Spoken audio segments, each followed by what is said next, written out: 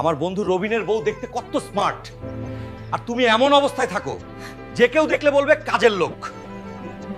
তোমার এই সংসার সামলাতে গিয়ে ঠিকমতো খাওয়ার সময়টুকুও পাই না। এত কাজের চাপে সাজগোজ করার সময়টা পাই কখন? থাক, অজুহাত দেখায়ও না। বিকালে রবিনের বাসায় দাওয়াত আছে, রেডি থেকো।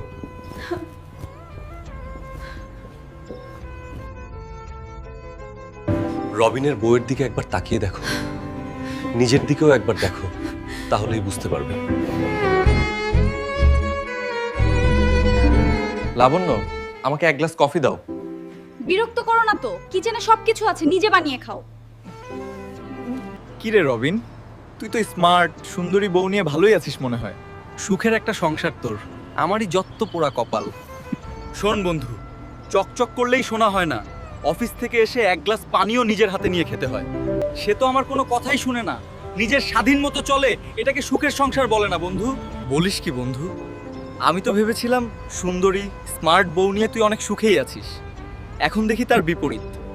রবিন ঠিকই বলেছে, তার বউ শুধু দেখতেই স্মার্ট, কাজে না। এখানে তো তার কাজ করার কথা। আমার বউ সারাদিন আমার সংসারটাকে গুছিয়ে রাখে, আর আমি তাকে সবসময় ভুল বুঝেছি। আমার তাকে সরি বলা উচিত। তুমি আমাকে ক্ষমা করে দিও। রবিনের বাসায় গিয়ে আজ বুঝতে পারলাম তুমিই আমার সেরা বউ। ভাগ্যগুণে তোমাকে খুঁজে পেয়েছি। থাক, তোমাকে আর ক্ষমা চাইতে হবে না। খুব অল্প সময়েই যে তুমি নিজের ভুলটা বুঝতে পেরেছো, এতেই আমি অনেক খুশি। বন্ধুরা, ভিডিওটা শেয়ার করে দিও যেন আমার মতো নিজের ভুলটা সবাই বুঝতে পারে। ভিডিওটা কেমন লেগেছে জানাতে ভুলবে না কিন্তু।